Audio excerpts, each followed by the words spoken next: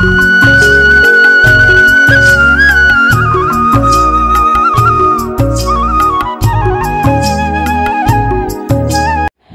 বন্ধুরা, good morning সবাইকে। আর আমার নতুন একটা ব্লগে তোমাদের সবাইকে স্বাগতম। আর আজকে বৃহস্পতিবার আর নিরামিষ, আর গ্যাসটা মুছে তোমাদের দাদাভাইয়ের জন্য দুটো রুটি বানিয়ে দেব। তো আমার ভিডিওটা পুরা সম্পূর্ণ দেখার জন্য সবাইকে আমার অনুরোধ রইল। আর ছোটোদেরকে ভালোবাসা আর বড়োদেরকে প্রণাম। আর আমাকে এইভাবে সাপোর্ট করার জন্য তোমাদের সবাইকে অসংখ্য ধন্যবাদ। আর আশা করছি তোমাদের ব্লগটা অবশ্যই ভালো লাগবে। আর যদি কোথাও একটু ভালো লেগে থাকে তাহলে লাইক কমেন্ট করে দিও।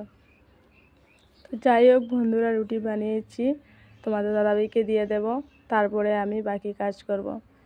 দাদাভাই যখন চলে যাবে তারপরে বাকি কাজে আমি তোমাদের সবাইকে সাথে নিয়েই স্টার্ট করব।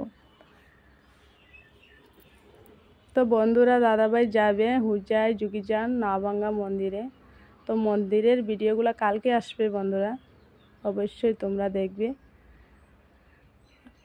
আর ওই যে দেখো টেবিলের উপরে অল্প সিঁদুর পড়ে গেছিলো অল্প, তো এইগুলো আমি মুছছি। আর দাদাভাই চলে যাবে এখন।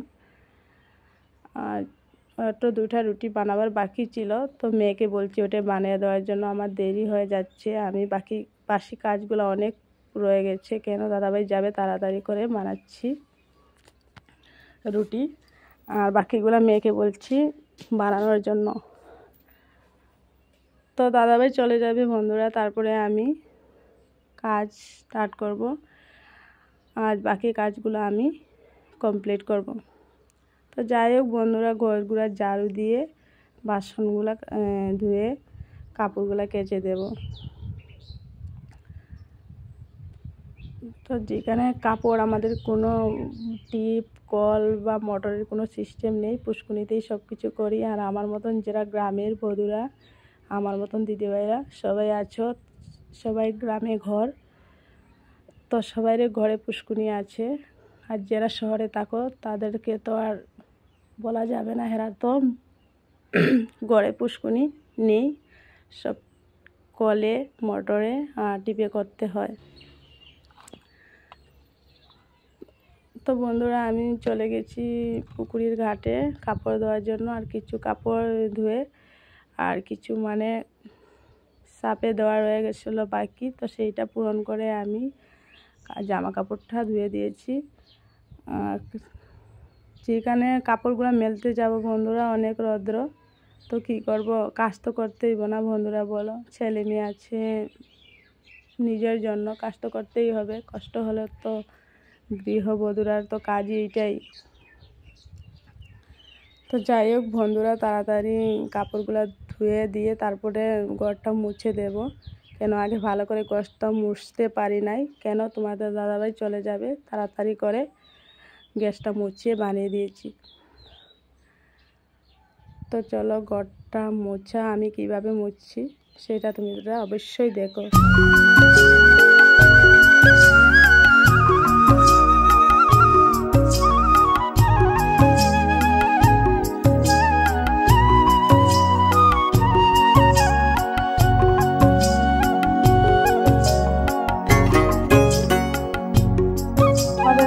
সুন্দর হবে না বন্ধুরা, যেভাবে পারছি সেইভাবে করছি। আর ঘরটা মোছা কমপ্লিট হয়ে গেলে স্নান করে রান্না করতে হবে।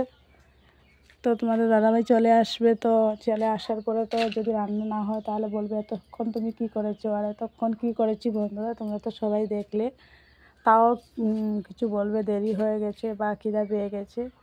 তো যাই হোক বন্ধুরা, কালকে একটা প্যাকেট নিয়ে এসলাম স্কুল থেকে, মেয়ের খাওয়ার দিদিমণি দিয়েছে একটা প্যাকেট ছেলের জন্য। তো সেইটাই আমি এখন একটা ডিবার মধ্যে এটা ঢেলে দেব। অল্প ছিটতে গিয়ে অল্প পড়ে গেল বন্ধুরা। আর যাই হোক, স্নান করে চলে যাব স্নান করতে। আর স্নান করে আসার পরে চলে যাব রান্নাঘরে। তো আমি স্নান করতে চলে গেলাম বন্ধুরা। তো তো তোমরা দেখো আমি কি রান্না করব। আজকে তোমাদেরকে রান্নার ভিডিওগুলো শেয়ার করতে পারবো না বন্ধুরা, কেন রান্না করতে ভিডিওটা কে ধরবে মোবাইলটা বলো, যা পারছি কষ্ট করে করছি। তো আমি চুলটা ভালো করে আসতেও পারি নাই, কেন দেরি হয়ে যাচ্ছে। রান্না করব আর সিঁদুর পরে নিলাম। পরার পরে আমি সবজিগুলো কেটে আমি ছানের আগে আমি সবজিগুলো কেটে রেখেছি।